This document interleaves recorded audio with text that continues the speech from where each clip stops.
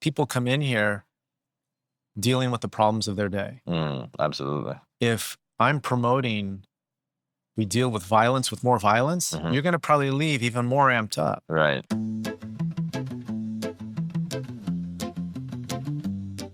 You guys, welcome to the latest episode of the Grappling Monthly podcast. I am very excited to be here at the Jean-Jacques Machado Academy headquarters in Woodland Hills. Am I right? Woodland Hills. Woodland Hills with Professor Jay Zeballos. Professor, thank you so much. I appreciate you for coming out. Thank you for having me. Yeah. It's a nice treat. Yeah, absolutely. A big part of the program is to actually get out and get to know people in their spaces. So thank you for welcoming me here. No, of course. Of course. Funny story, my very last role as a brown belt was in this academy. And it was with Master Jean-Jacques Machado, just by happenstance. You just happened to cap brown belt journey. That's amazing with him. I capped it with a master that made me feel like I truly don't know any jiu-jitsu. Yeah, I've been here 30 years and I still feel that way. Do you? Oh, yeah, very much, very much. So 3 decades is a good amount of time on the mats. I wonder if you could share perhaps how you actually got started, like your first initiation to Brazilian Jiu-Jitsu. Yeah, I think I was, like a lot of people at that time, because I am a lifelong martial artist. It's the one endeavor that I've never really veered away from. I started at 6 years old. I grew up here. I'm native California, so I grew up in Hollywood, lived in the Valley, but I started martial arts at 6 and a half, and just trained all the traditional disciplines. And then, I remember it was the late 80s, early 90s, we started hearing through the sort of network about this art that was coming from, at the time, they just said South America. Oh, really? And they viewed it like street fighting. I never heard the word jiu-jitsu until they started making their way into the magazines. Interesting. But it was like this South American street fighting. And then one of our students who I trained at another school came in, and he kind of broke it down. He's like, they do it all from the clinch. They grab onto you, they get you to the ground, and then they immobilize you. And I was fascinated, but for the same token, when you spend your whole life kicking and punching and flying through the air, it's like, it didn't sound all that appealing until I saw the first UFC. And then, you're kind of marveled at, wait a minute, what just happened? It was like watching not a car wreck, but it was kind of, because it's like, I did all this training and you're telling me this is the answer. And I wasn't entirely convinced, but I was fascinated. And then when Royce Gracie beat Dan Severn, the big wrestler, that was it. I'm like, okay, I need to learn that. I didn't really have it in my head that what I did was a waste. Because to this day, I don't feel like that is the case.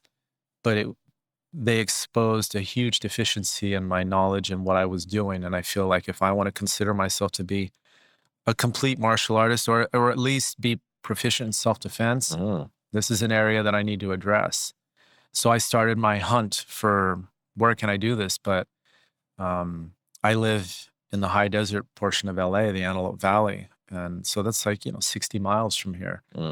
I was working down here, but finding a school was problematic. They were so spread out, and there was only one here in the Valley, and it was the Machado Academy. But even the logistics at that time was just problematic. So I found a little gym by my house that taught grappling classes. And I'll never forget when I walked in there, they were so nice. They were accommodating. For optics, they were blue belts. Okay. And they were they never said this, but I got the impression they'd never had logos. The class was, you wore a gi, but they didn't give out belts. I think they were just kind of, because of where I lived, no one was going to really notice. I think they were kind of flying under the radar teaching. I was so grateful. They allowed me to come in there and just train a couple of days a week and learn a little bit of this. And I was just fascinated. And then over the course of time, I wound up attending my first BJJ seminar, which happened in my city. And I was so just blown away, the first exposure, because it was just different. What they taught was very good, but this gentleman, he was a brown belt. He just had a much deeper understanding and the physical connection. I just realized, okay, this is something I really need to study this more serious. And I happened to meet somebody there at that seminar that came here. Nice. And I remember one thing I remember very distinctly. He was still a white belt, and at the end of the seminar, we were all just rolling. And I was, 25 years of traditional martial arts. I had a little bit of judo, a little bit of wrestling, and I was strong. I was in shape. And this guy just tied me up in knots. Really? Yeah. Yeah. And I remember just that feeling of like, yeah, I really need to learn this. And we became good friends.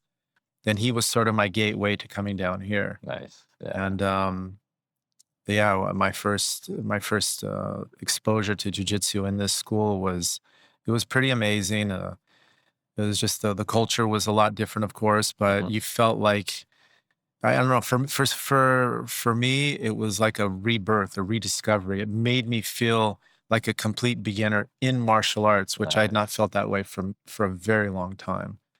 And I just became addicted to it, and it's just been this lifelong journey. When I started, I had no ambition on becoming a teacher or even a black belt. I got to be honest with you. The learning curve was so hard. I just thought my dream is just please let me get to purple belt. Okay. If I get to purple, I'll be okay. Fair enough. I'd go watch tournaments and I'd watch the black belts, and I'm like, yeah, no, that's mentally you kind of just put those walls up in front of you, and you think that that's impossible, but 30 years later, here I am. Yeah.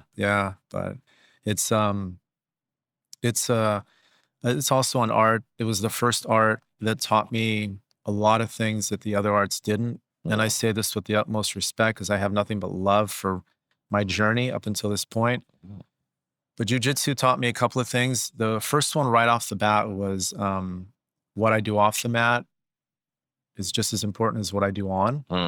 I started because it's such a physical art, it was the first environment where I actually heard conversations about, how much water are you drinking? What are you eating? What kind of diet? And people started taking their nutrition serious. And I was in a different line of work, and lunch was usually fast food because I was just busy.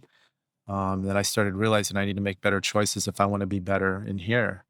And then the other thing, the one that was the most profound for me was jiu-jitsu was the very first art where I realized, even back then, this really isn't about the fight. Because if you understand the art at its core, it is the art of de-escalation. Jiu-jitsu literally means the gentle art. Yeah. So through grappling, if I need to defend myself, all I need to do is put hands on you.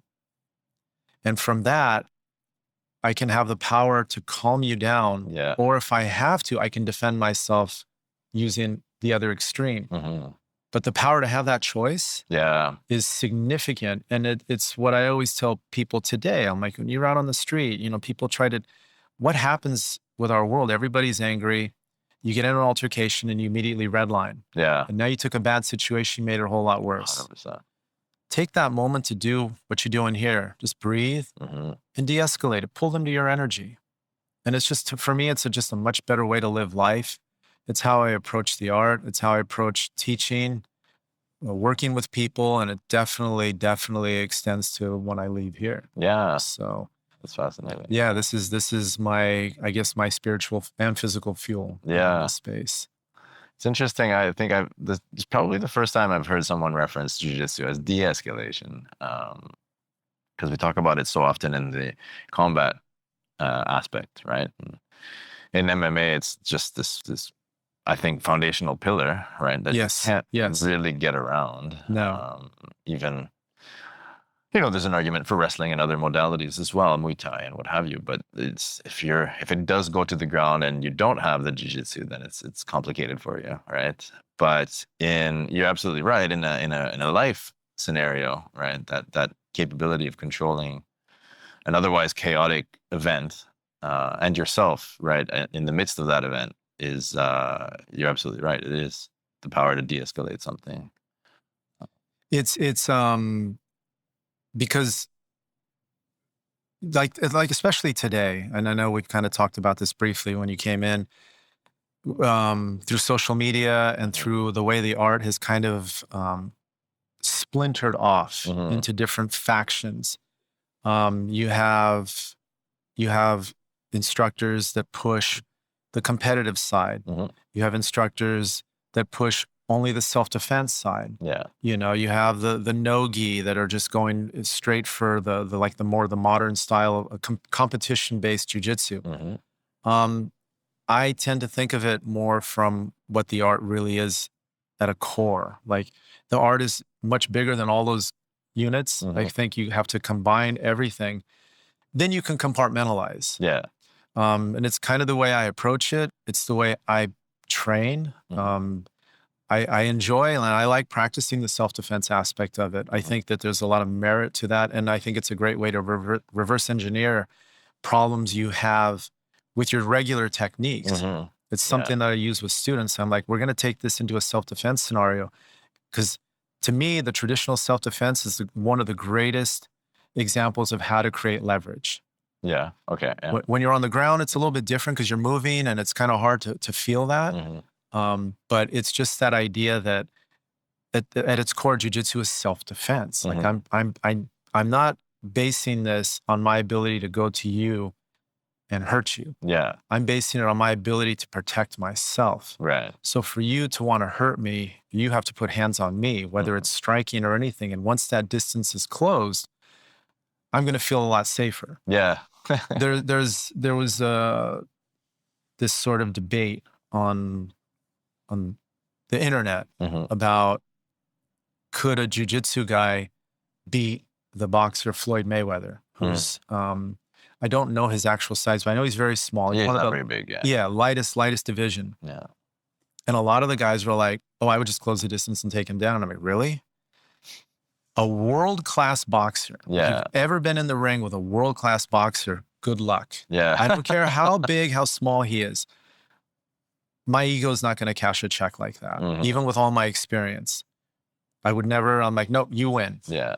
But if I had somebody like that angry with me, Mhm. I'd be the same way. Nope, you win. But if he rushed me to hit me, Yeah. well, now he's the one committed to coming after me. Mhm. And jiu-jitsu is based on that. For my Right. technique to work, I only need one thing. That's your commitment to come after me or to Yeah. defend what I'm doing. Yeah. Yeah. Yeah. This is how we approach teaching and problem solving. Mhm. Jean-Jacques says it all the time when we get in these exchanges.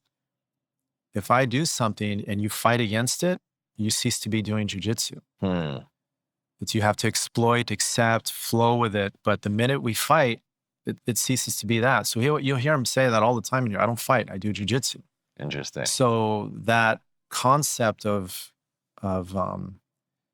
self-defense Mhm. and the ability to just de-escalate, that's where that stems from. Because the Right. minute I start to feel like, oh no, this is going to be a fight, you always have a puncher's chance. Yeah. Or in this climate, I don't know what you have. Oh goodness. Yeah. Absolutely. It can go so bad, so many different ways. So I always err on that first. Yeah. You know, so, and I think what it does more than anything, people come in here dealing with the problems of their day. Absolutely. If I'm promoting, we deal with violence with more violence, Mhm. you're going to probably leave even more amped up. Right. I want you leaving more relaxed. Yeah. Physically, you're going to be exhausted, but mentally too. I want that calmness, that Mhm. de-escalation. So that is a big component of how we teach and how we approach the different challenges we have on the floor. Yeah. Yeah. Yeah. It's interesting, isn't it? Like we were talking about the commute before, and Los Angeles is infamous for, potentially very long commutes. Yeah, And yeah. there are road rage is a well-known phenomenon, right? And I can, for instance, I'll never actually act out, but I can get very annoyed when somebody does something dangerous and puts, a number of cars, including my own, in danger for no apparently good reason. But even when those same things happen and I'm leaving jiu-jitsu, it's kind of like, they're probably in a rush. There might be an emergency. I'm able to rationalize the situation in a much calmer way as a result of the physical and mental training that we undergo. Yeah, the right? discipline. The discipline, exactly. That's really what it is. It's discipline. Yeah, no, for sure. And I was doing this exercise for a while.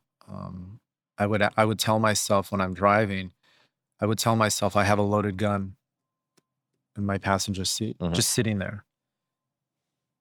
If somebody does something that's going to trigger me and I respond, I have to pretend I have a gun next to me. Because what if this guy gets mad and we start an altercation and I have a loaded gun? I'm going to jail. Yeah. That's just how it is. Yeah. So I tend to think about it. I don't have a loaded gun, but in the court of law, given that I have training, Yes. Yeah. I'll always be the bad guy, Yeah. no matter what. So I have to do everything in my power to always make sure I don't allow myself to get to that point. And discipline is the right word, because we're all human. And I struggle with it every day. Yeah. And a big component of it is actually, it's not so much that it's the need to be in front of you or the need to not let you get in. Nothing like that. It's that occasional life-threatening car that just cuts past you at 100 miles an hour and forces you to swerve off the road, where you feel like, I hate to say it this way, I would never use my jiu-jitsu unless I was in real fear of my life. Yeah. And that's kind of where that trigger point comes from. That's the only time I start to I find myself getting tense. It's like, man, this guy could have killed me. Yeah, absolutely. But then even then I'm like, take a breath, let him keep going. Yeah. Because in 10 seconds, you'll forget. Yeah. And that always happens. But it's very hard to get. We see it every day. Absolutely. You know? Yeah. I think how much of that is the time we spend under somebody's side control or knee on belly, or being otherwise completely immobilized by a more experienced practitioner, right? On our way through the ranks. Yeah. Over the years. What do they call it? Because the one thing that, and this is universal in any academy, when you meet practitioners, like the especially the instructors, but the higher ranked guys, there's definitely a sense of calmness, and sometimes it's misconstrued as arrogance. Like, I'll be on my back and I'll have a big guy on me mounted, just working something. And a student will be watching, like, you're so calm. Are you that confident you're going to get out? I'm like, no, don't mistake me being calm. Like, oh, I'm going to get out. Yeah. I've been here so much. Where am I going to go? So you develop that confidence and that calmness, but it goes back to that old analogy. You have no idea how much violence it took to become this peaceful. Right. Yeah. The suffering, through the suffering, we start to find that kind of peace, so you just, and the longer you do it, I think, and this has been sort of my odyssey the last few years, you do this for as long as I have, you can feel your body start changing. Like, there's certain things certain things you used to be able to do, and now you're just finding, like, even if I could, I don't want to. And just being aware. So how can I adapt? Yeah. And where is the beauty in the transformation? As I'm getting older, okay, there's certain things I can't do or I no longer want to do, but I still have other ways, other tools. And a big component of that is just simply the, I don't know if I'd call it the wisdom, but the experience of understanding, okay, a big component to how I train a lot now, I use the word surrender. We have it on the banner or the placard behind you with Master Hickson Gracie. He references that word. I may not always be fighting to keep you in my guard. I may let you pass or get to my side. Then I establish a solid frame. Now I've pulled you into some semblance of a guard, and now my game can work. Yeah. There's certain positions. Sometimes I will give up a sweep if it means taking the stress off my body. Right. And then when I go to my back, I put you in a strong position, and maybe I sweep you right back, but now I'm in a better position. 100%. So there's a lot of that pliability. And I tell everyone, you want to think of your body like your lungs. My body's in a constant state of a little bit of tension and then a little bit of openness, tension and openness. And where that takes me, I don't know, but that's the real beauty of this. After 30 years, it's still teaching me. Yeah. Isn't that the best part of it? Yeah. Right? Like, I honestly feel like a baby. It's been about 13 years. Kind of just scratching the surface. Yeah. Right? And, Yeah.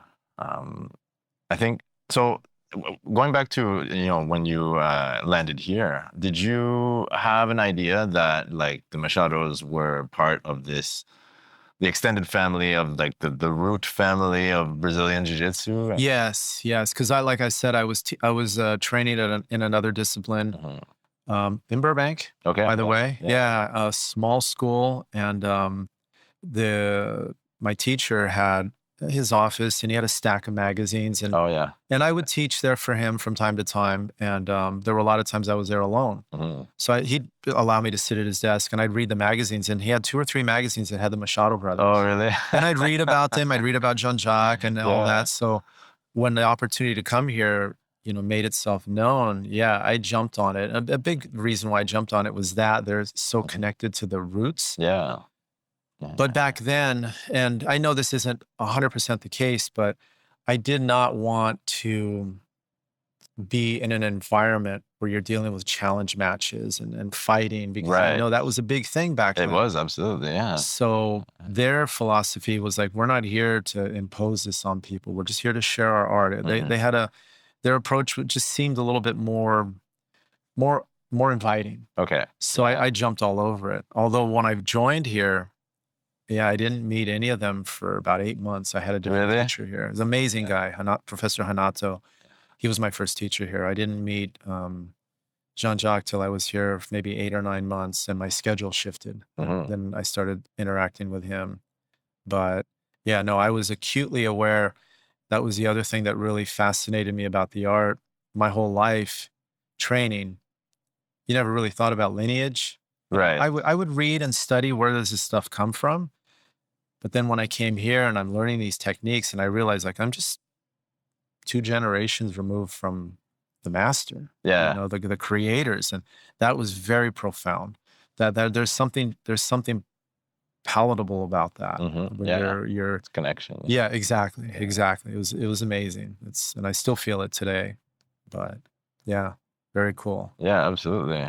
I look at, like, there's so many very talented practitioners, yourself, of course, being one of them, that have come through, even just specifically Jean-Jacques' school, right? And very different personalities as well, right? Like, I think of Eddie Bravo, for instance, right, as being one of Jean-Jacques' students. And I think something that's come up on a number, and I'd love for you to give me your take on it, maybe correct me if I'm wrong, but it seems as though there was an openness to technique, as opposed to what might have been common at the time, which was this more like somewhat protective, insular approach, where, like, you don't necessarily show somebody from another school something, or you don't necessarily use somebody else's technique. It would be like this homegrown type of thing. I wonder if, like, when you started, if there was any of that, and if it changed over the course. Yeah, with Jean-Jacques, he's always, and I think this is just his nature because of his story. He's always been very open-minded to evolving technique. I witnessed a lot of Eddie's evolution, and I watched Jean-Jacques basically not only encourage his creativity, but he would help him. He would help. Eddie would be doing things that were, I wouldn't say unconventional, but definitely different. Yeah. And Jean-Jacques would always give his input, but I never ever heard him say, do it this way. He was just like, even to this day, he's very much like, I recommend you do this, or just be careful of this. But he's never taken ownership, which I think is a big, really important component of an instructor. And he told me this years ago, it's not about you, and you don't take ownership over your students, because it's an art, it's creativity, and we learn through teaching students. So he's always been very, very open-minded. And the only irony with all of that back then, because I started, it was like 97, there was no YouTube or right.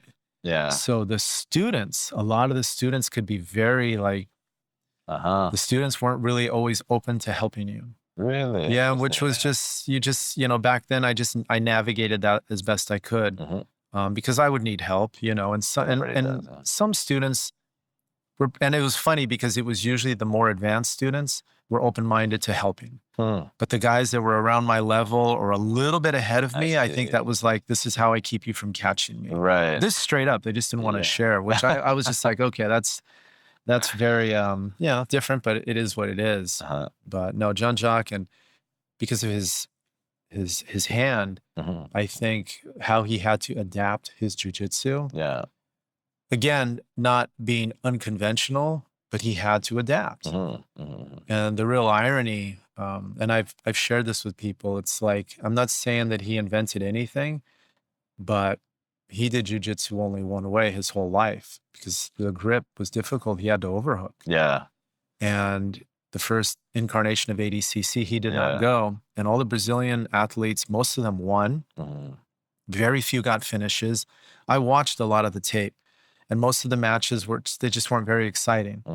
Then he goes and he makes his mark, and he basically set the blueprint for how you play no gi, which was the overhook. Would that be the case if he had his hand been fully formed? Yeah, probably not. Would he have played or conformed to what jiu-jitsu was back then? Right. I don't really know, and I've never really thought to ask him, but I really believe it's just what I believe in. Like, everything always evolves. I can't think of anything in our world that remains the same. Yeah. Our phones, our cars, Yeah. everything. And jiu-jitsu is the same thing. It's this breathing entity, and you see it today. I mean, I marvel at a lot of the techniques that are coming out. I think it's very how do I say this with respect? You have a segment of jiu-jitsu culture that they adhere to. This is the way you do this technique. This is the way you do that technique, because this is how I was taught. Yeah. But the challenge is the person that taught you may not even be with them anymore, or they may not be around anymore, but that's where they landed. Yeah. And that's what they taught you. Jean-Jacques, to this day, his cross-collar choke has probably had so many different incarnations over the years. Absolutely. Hip movement evolves. Everything evolves. So I think it's something that you can't hold back. You can't hold that back. If you hold that back, I'm not saying you get left behind, but you deny yourself the ability to see something more beautiful. Right. So looking at it with those eyes, I'm very fortunate that I have a teacher that continues to just ask the right questions and challenge. Okay, what are we doing? How can we make this more efficient? Absolutely. So I think it's amazing. Yeah. It's never ending, isn't it? No. Yeah. Which I think is part of probably the appeal to it as well, right? This lifelong journey that you embark on that has no visible end, and so we continue walking that path, right? I use surfing a lot as an analogy. Surfing, you meet guys that they're 50, 60 years old, and they've been surfing since they were kids. Yeah. When you think about it, you get up every morning and you do the same thing. Yeah. You walk out, you jump out there, and you ride waves. Yeah. You ride one, you've ridden them all. No, every wave is a little different. 100%. The energy that it gives you, and then you're connected to something bigger than you, more powerful than you. You can't control it. You just ride it. And I also use surfing as a big analogy for the culture of a school. You go to some beaches, you paddle out, you're probably going to have a handful of guys that are like, hey, you're not a local. Yeah. Beat it. Yeah. Then you're going to go to some beaches where you paddle out, and there might be a friendly guy. Hey, hey, what's your name? Blah, blah, blah. And maybe they see you falling off, and they're going to help you. Yeah. I think jiu-jitsu culture is a lot like that. Just from my own experience talking to people. Like, I went to this gym, I got hurt, they weren't friendly, and then I went to this gym and they were so nice. And they made me want to train jiu-jitsu. Yeah. Because the thing that always gets me, it's like, I'll meet somebody once in a while and they're like, I don't really like jiu-jitsu because I went here and I had a horrible experience. Right. Yes, I've heard that too. Yeah. That's awful, and that's like jiu-jitsu. It's not jiu-jitsu you hate. It was the environment you were in. You find the right environment, I guarantee you're going to fall in love with jiu-jitsu again. Yeah. So that's the work. That's the work we do. That echoes, I think, it was Professor Bonanza in Montreal who shared with me what his teacher, which was Carlos Gracie Jr., told him, which is like your responsibility is to make the student fall in love with jiu-jitsu. Except that jiu-jitsu does most of that work. You just have to provide the environment. Yes. Yeah. 100%. Correct environment to facilitate that. Right? It is that, but I also think the sense of community, the big thing that Jean-Jacques has instilled in me and all our instructors, and he had the privilege of sharing a lot of his insight directly with Carlos Gracie Sr. And Yeah. he said one of the big facilitators to be successful is you need to show the student the potential they have inside them. And Mm, and how do you make that happen? You make sure they understand that for that hour you're with them, they're the most important person in the room. right. So in our school, I mean, we don't have a sign with rules, nothing like that. But leadership starts, everyone's hand gets shaken, Hmm. look you in the eyes, say your name. Usually, depending on the energy, it might be, "Hey, how's everything going? Family good?" It's like a little connection. Yeah. Let them know that they're there Yeah. and Yeah. that Yeah. they Yeah. matter on the map. Absolutely. Yeah. And we've had students come up to us and tell us, this is the one place in my day where I'm celebrated when I walk through the door. My work, nobody knows my name, nobody talks to me, Yeah. and I think that's is it a sign of the times? Who knows? It's a fast paced world, but in It is. here, everything centers around the community. Yeah. Everyone has to feel like they're a part of something, and that their presence. I wouldn't say like I joke with them. I'm like, you need to be here. Oh, I won't be here next. I don't. You can quit your job, whatever. You need Yeah. you need to train. I'm just joking with them, of course, but Yeah. Yeah. but it's important. They understand that there's a place that expects and wants them there. Hmm. And then we're going to share this art and we're going to make you just, so it's very rewarding. To me, it is the best part. The jujitsu brings them in, but it's the Yeah. community that keeps them, Yeah. Yeah. you know? So requires a lot of work though. Yeah. Absolutely. Do you remember is there a particular aha moment for you in terms of, and it could be technical, it could be another aspect of the art, but a moment at somewhere along your journey from white to black belt, that you're like, oh, I understand, like something about this art. There might be more, there are probably more. I don't remember exactly. I do remember, and I share this with a lot of the white belts and some of the blue belts. I'm like, I go, you guys, how are you feeling? And they're like, I'm still trying to figure it out. And I'm like, brace yourself, because I know it was somewhere in that space between white and blue. Or it Mm, might have been early blue. I just remember I came in one night and I wasn't even conscious of it. I'll never forget this. I don't remember who I was training with, but I just remember I haven't stopped moving. hmm, Like, guy hasn't passed my guard. I just swept him. I'm working to pass his guard. Okay, he swept me back, but there was never a point where I got passed, pinned, stuck. hmm. And I'm like, "Oh, I'm doing freaking jujitsu." Yeah. I just remember feeling that. And I'm like, it was like all of a sudden the body just started to connect the dots. Okay. And Yeah. I remember that. Yeah. That was a very, very profound moment, because up until that point, my training was very rigid and static, Mhm. kind of like a little movement, then stop, and you're stuck. A little Yeah. movement and stop. Yeah. Yeah. Yeah. Absolutely. But yeah, that was one. And then I remember the other big moment that still kind of sits with me was I really wasn't much of a competitor in the underbelt ranks, but when I was awarded my black belt, I remember just feeling this calling, like I need to do something with this. Okay. I need to challenge myself a little bit more. So I'm like, I'm gonna just try my hand at competing. I go, it's a big ask of myself, Mhm. because like I said before, purple belt was the goal. Yeah. And then my mind goes back to being a black belt. And then the idea of competing as a black belt was it was a lot. Yeah. And I did it, and it was some struggle in the beginning, and I started to kind of get a taste for it, because I'm like, okay, this isn't easy, but I feel like if I just stick with it, Hmm. maybe I'll have some success.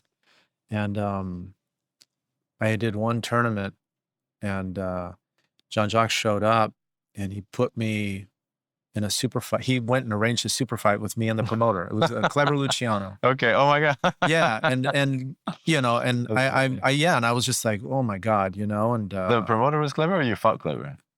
Both. it was a Copa Pacifica. It was Oh Clever my was God. the promoter, and Jean-Jacques walked in, and yeah, he put us together, and That's something. Yeah. and I've always tried to be a very stoic, calm demeanor, teaching, Uh-huh. studying, competing. I never get excited, but inside I'm just like, oh my God, because Clever's clever. He's a Yeah. legend. He's amazing, and now there he is, and we had our match and I came up short. It was like right towards the end. He finished me with a footlock.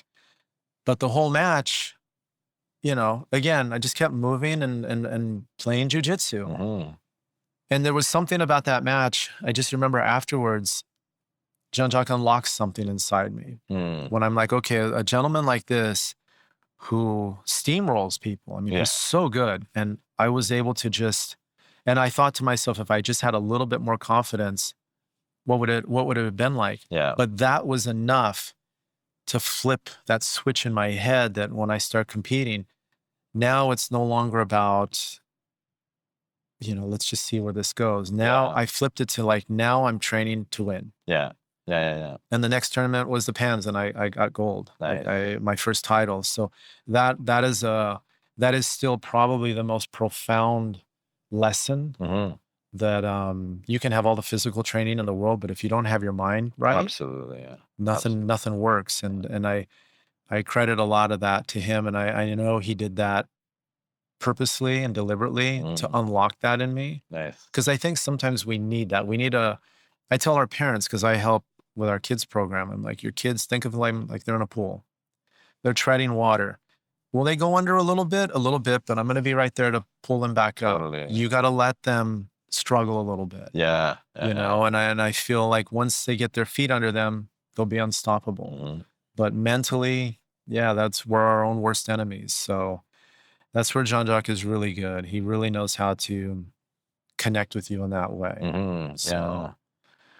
It's funny how we get to know the each other on a that deep sort of very personal level. Yeah. Sometimes without necessarily having discussed it, right? Like it isn't like I'm talking to a psychiatrist or anything like that. It's just that time spent on the mat. Yeah. Yeah.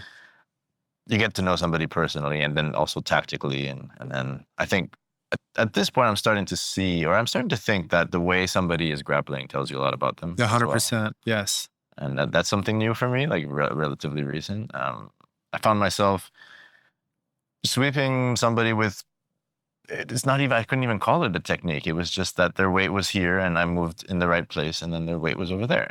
And I kind of, in the middle of the roll, I had the benefit of being far more experienced than this person, which is probably the reason that it happened. But I remember thinking like this, nowhere was there a specific technique that I was taught that I used at this moment, but there was leverage, there was timing, right? They were off balance and I went with it, and so did they. And then I was like, it was similar to what you said earlier, like I must be doing jiu-jitsu. Yeah, because, well, I'm sure this happens to you too. You're rolling with somebody and people are watching and you do some sort of move, whatever it is, and they ask you afterwards, how'd you do that? Yeah. How'd I do what? Yeah. Well, you did this. And I'm like, okay, I have no idea. Yeah. Yeah, Absolutely. Going back to something we were talking about earlier, Jean-Jacques just recently posted on his Instagram this sweep he did in ADCC. It's basically like an inverted cradle. Mm-hmm. When he did it, everyone just lost their minds. And when we did the first incarnation of an online training program like 20 years ago, we have members that could submit questions and everybody wanted to know how he did that. So I showed him. I'm like, everyone wants to know this. And I showed him the clip. Yeah. And he told me straight out, he goes, I never did that before in my life. Really? He goes, the position, his leg, he made his arm available. Yeah. So I locked and he goes, but never done it before, haven't done it since. And then he recreated it and taught it. But yeah, that's the other thing too about this. You learn, you're constantly learning in some of the most unfamiliar environments. Mm-hmm. That's why teaching is just so incredible, because there's that expression, to teach is to learn twice. Absolutely. Yeah. And when I'm working with a white belt or training with a newer student, a lot of times they move unconventionally. 100%. Yeah. But you learn from that. Yeah. It's like, okay, there's something there. I mean, I've picked up a couple of techniques from watching students do what I just showed them wrong.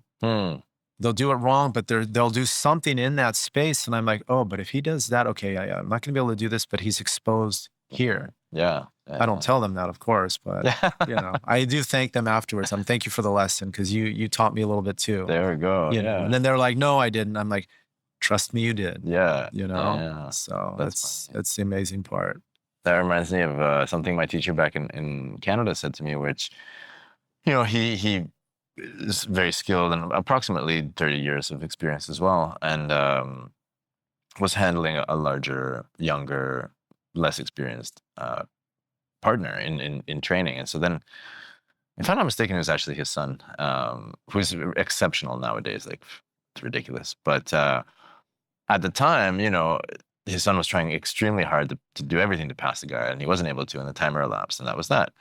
But then I looked at him and I said, Dan, how close was he to actually passing your guard? It looked like, he was working close. And he says, I'll never let him know how close or how far he was. Yeah, I get it. I get it. But it's as though we're continuously unlocking this. I don't know if it's Pandora's box or just this mystery that peeling back the layers of the onion, right? Yeah. I just recently, I've been sharing this story because again, it's another profound moment. Jean-Jacques was in here. It was a Saturday morning. He's leading the class through warm-ups, and he's showing them the hip movement. And the way he explained it, he said something that I'd never heard in 30 years. The way he said it.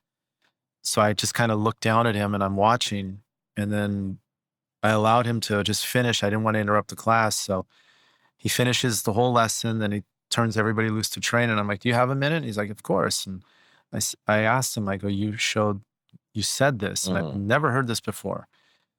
And he started breaking down this kind of interpretation of how we determine how much space we actually need to move our hips, based on our ability to frame.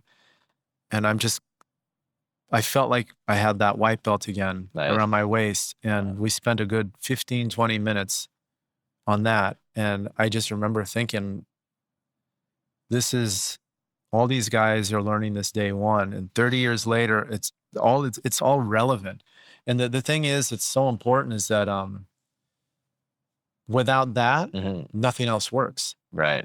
Yeah. So there's this mentality like you don't need to spend all this time on these basic movements. No, you need to, it's just like a boxer needs his footwork. There's certain aspects of our skill set you need to be able to do. Absolutely. So, and just because you practice it repetitively a million times, it's the same way when I was training more conventional martial arts, I'd watch private lessons where the student was with the teacher and he was just repeating a reverse punch for an hour, the same movement. And it wasn't like the teacher was just making him do it to do it. Every time he'd do it, adjust his stance, adjust the arm, the shoulder, head align. Like there was all these details.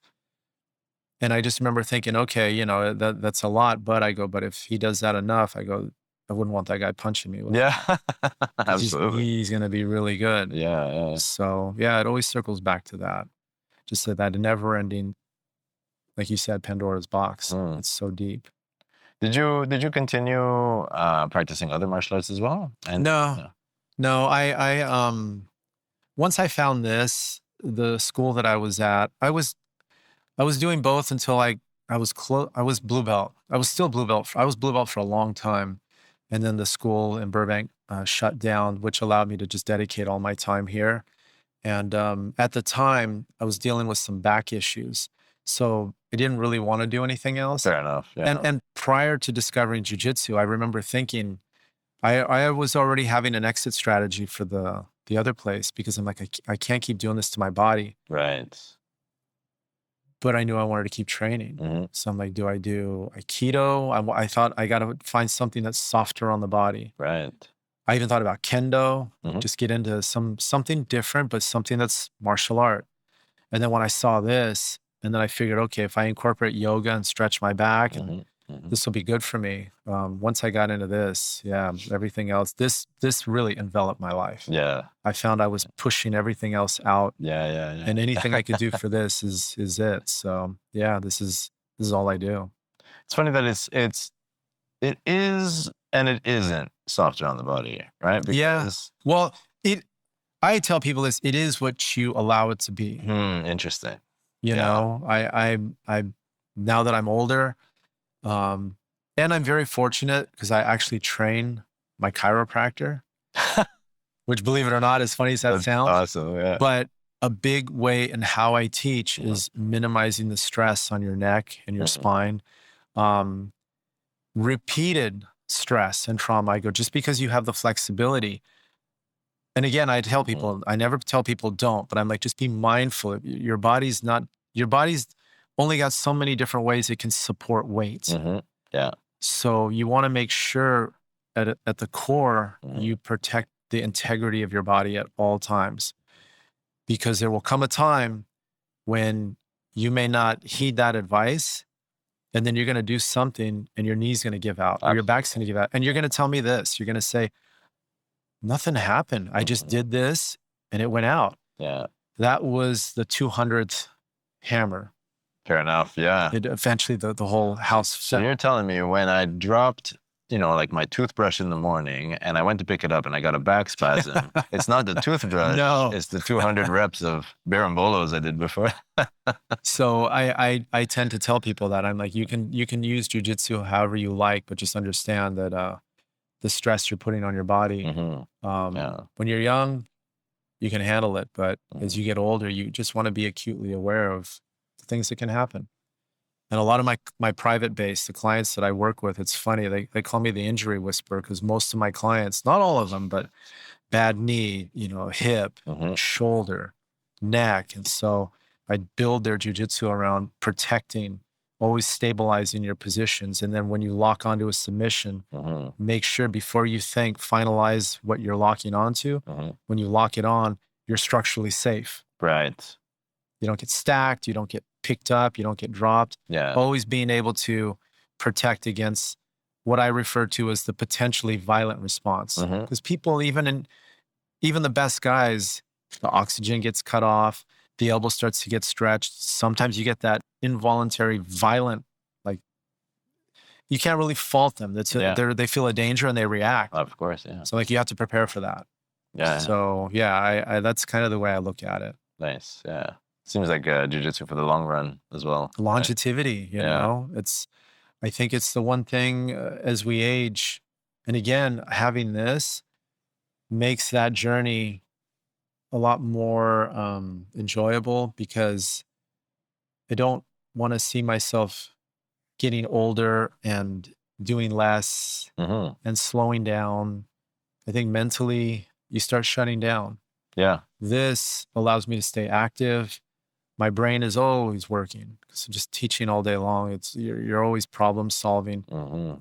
Stay fit, train, but be smart with our training. Yeah. And it's just the best. I just feel better. Yeah, absolutely. And we're in the business of wellness too. If somebody comes in here, I'm going to be 60 next year. So, you're going to be 60 next year? Yeah, believe it or not. Look at your hair. It's amazing. I'm going to be 60 next year. Holy cow. So I that's kind of like my case in point. I want somebody to come in that's in their 20s. You do not, by the way. I'm sure you can tell by my reaction, but you do not look anywhere near somebody about to turn 60. Thank you. But I just want students to realize, like, this is the elixir. Yeah. If you do it right, yeah. it's going to give you a long, healthy life, which is what I want for everybody. Yeah. So I try to teach and lead that way. Nice. Very cool. That's encouraging. Perhaps my hair will grow back in the next 10 to 15 years. Yeah, I think it will. I think it will. Go. I just got to keep training jiu-jitsu. During the 3 decades and more that you have on the mats, have you developed a formula, or have you seen enough iterations of the same problem? And the problem I'm referring to is in this case the ego, right? Like, do you have how does one, like, effectively, or is it different for every person? But how does one effectively dismantle or at least disempower the ego enough to put themselves in the vulnerable states we put ourselves in? Yeah, no, it's a great question. And I try to tell students this, years ago when I joined, they had a sign over the mat area that said, "Leave your ego at the door." Oh, yeah? Nice. Which I remember that. Yeah. Clearly not everybody listened to that, but my whole thing is I tell students, I'm like, part of the strength of our community is the trust we have in one another. And this is an inherently dangerous art. So our ability to assimilate the information, practice it, apply it, It's based on mutual cooperation. And you guys have to be able to shelve your ego when you're in here, because I always refer to the tap as the best learning tool you're ever going to have. The tap is not an acknowledgement that the other guy's better than you. He just showed a deficiency in that position. And the tap is acknowledging, for one, it's acknowledging that the guy I'm training with, who I like, because if I didn't like you, I wouldn't trust you. Right. You know, you wouldn't be training with me. It's like acknowledging, hey man, good job. Yeah. You know, and then I go back and I start working on this deficiency. If you're struggling with that, if you have to win, and I say this nicely, you're registering for a tournament. Oh, I don't want to compete. You have to compete. Yeah. Why? Because when you compete, as your coach, I'm going to tell you, I want 100% ego. Go out there, finish that guy in 10 seconds. Yeah.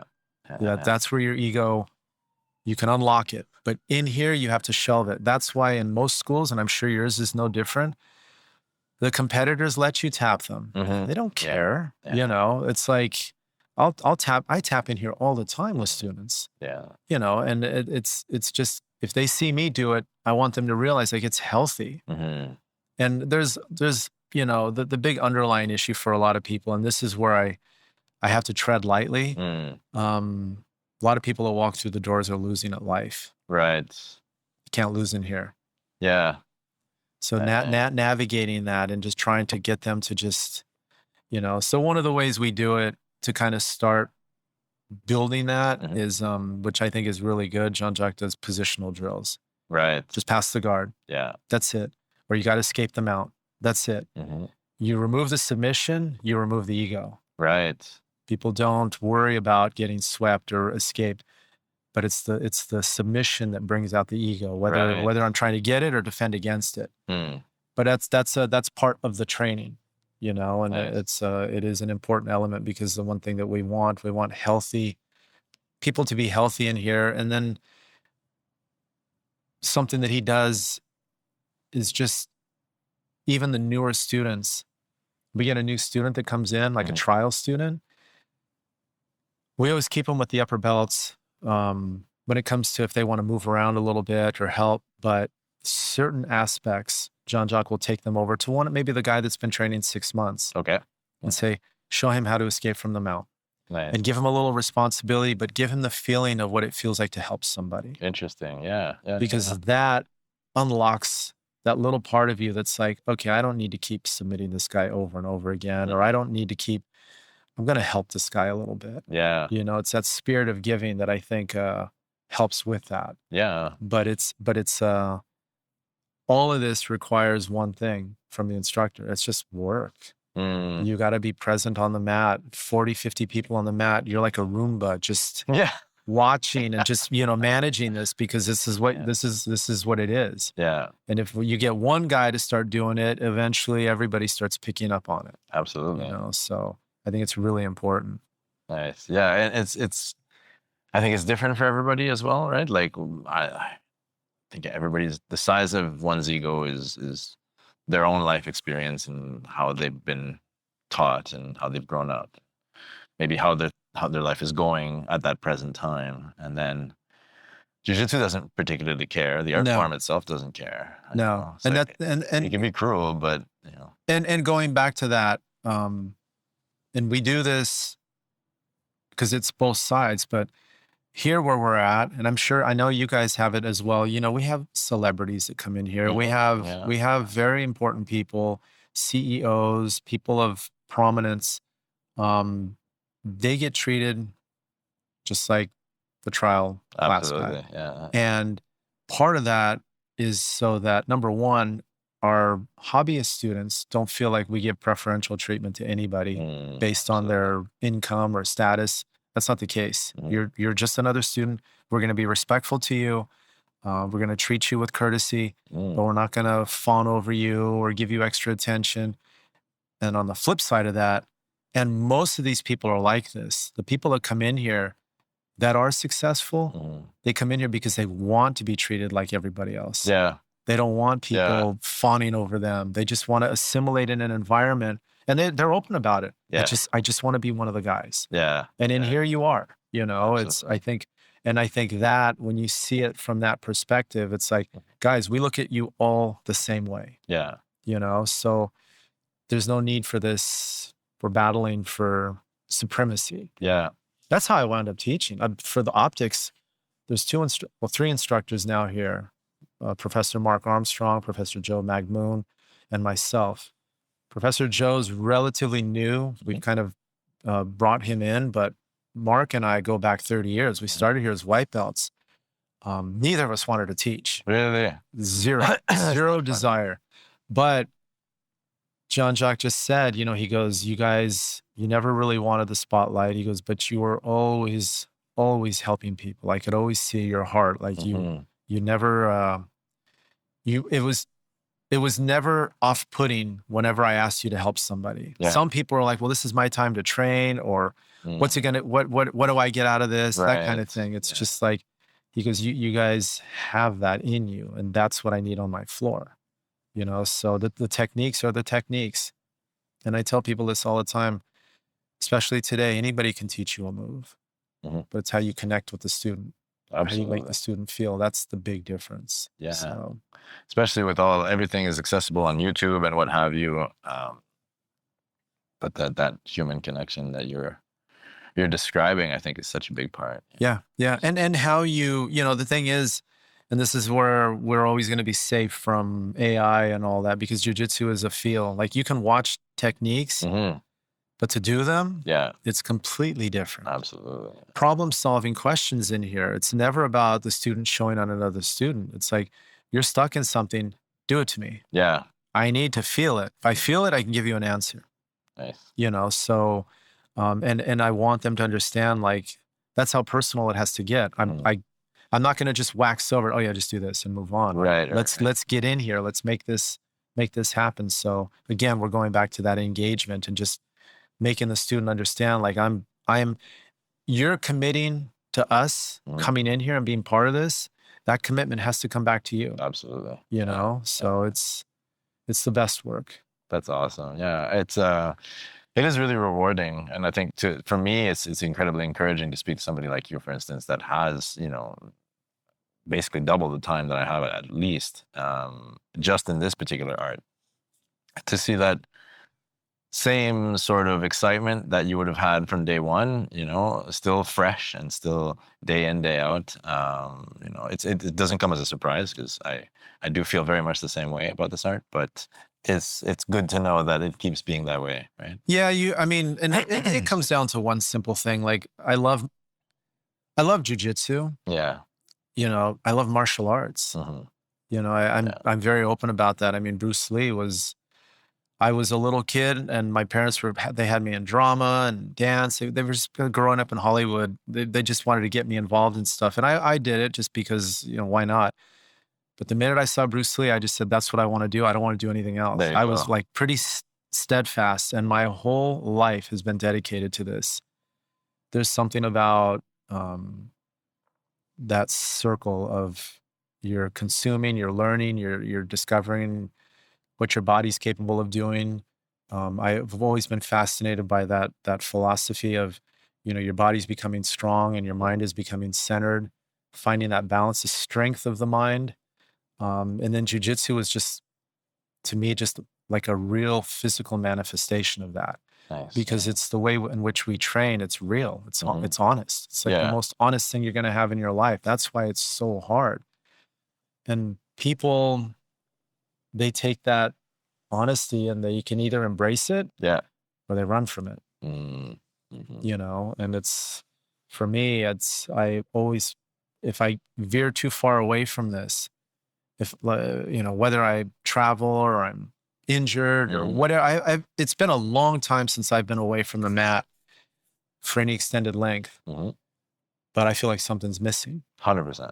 I need to get back in here. So that's why I even tell students that are struggling with injuries, they're like, I can't train for 3 months. I'm like, that's fine. Come in. Yeah. Just come in and watch. Or come in, put your gi on and sit on the mat and watch. I'm not going to allow you to train. You can't roll. You can't practice, nothing. Or the easiest option, go home and put your gi on. Go home, put your gi on, sit in your living room and just breathe. There we go. If you can move a little bit, I go, it's very, very cathartic. Like, it just, it's just a different energy. Once I put this on, Yeah, you absolutely. know, I'm a different person, at least for a little while. Yeah. I love that. I absolutely love that. I do want to be respectful of your time. I know that you probably have other things that you need to do. Because if you leave it up to two people that love jiu-jitsu, We'll talk all day. we'll talk all day. We'll talk all day. I'm that way. I always tell whenever I travel and I teach, I always tell the guy, make sure you have the hook. Yeah. Because I don't look at the clock. Yeah. I'll just keep going. Yeah, absolutely. Because I love it.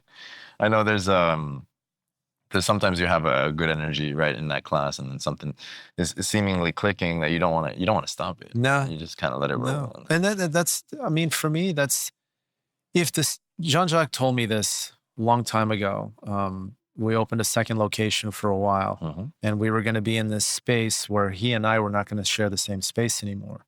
He would be in one school, I'd be in the other, and then we would just, and I quietly struggled with the idea, okay, great. Now, when I'm at Tarzana, there's going to be like 10 people, and then there's going to be 50 people in Malibu. And then when I go to Malibu, there's going to be 10 people. Right. The crowd's going to follow him. And he goes, no, that's not going to happen, Jay. He goes, if you're passionate, they clearly know you love what you do. You're there, you're giving a lesson, you're engaged, you're giving them your best. They're going to be there for you. Trust me. And he was right. You know, it's, I think anywhere you go, if the person knows that, okay, this isn't a job for this guy, he clearly loves this. I'm in, you know?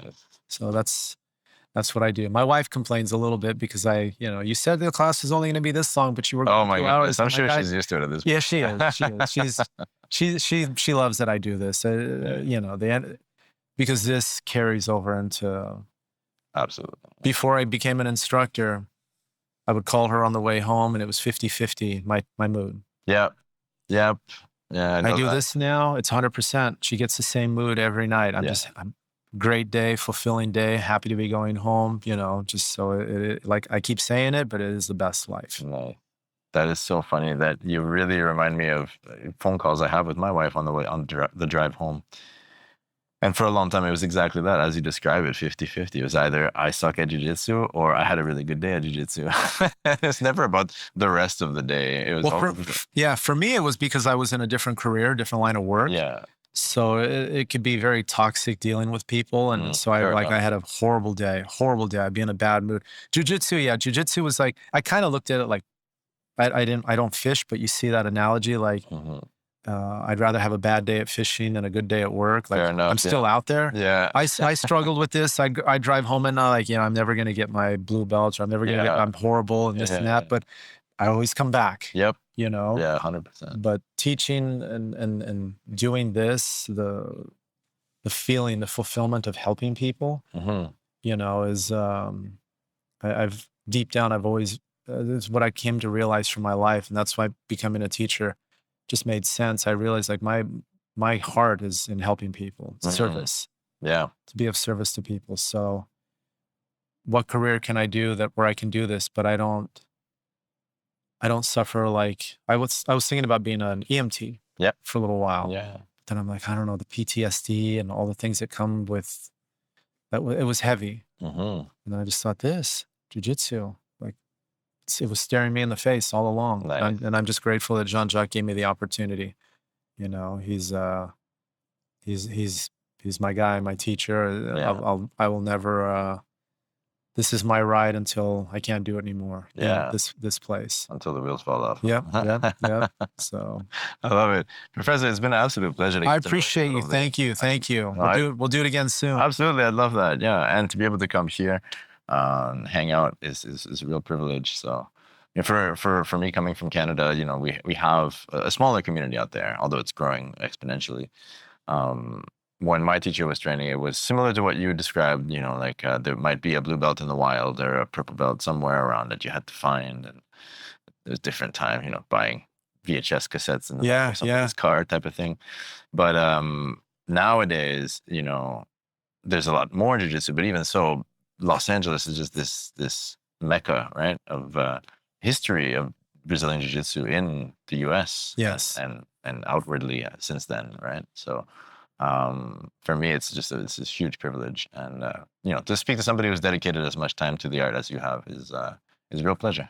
Thank you. I appreciate it. I appreciate you coming out and looking forward to getting to know a little bit more about your story. Maybe next time we interview you. There we go. Let's do it. I'd love that. Definitely. 'Cause we all have amazing stories. Yeah. I'm sure you have one too. Yeah, well, I just try to one day at a time. I like the Office, the show. The Yes, Office. yes. Somehow we manage. Yeah. That's it. That's it. Awesome. You guys, thank you so much. Thank you guys.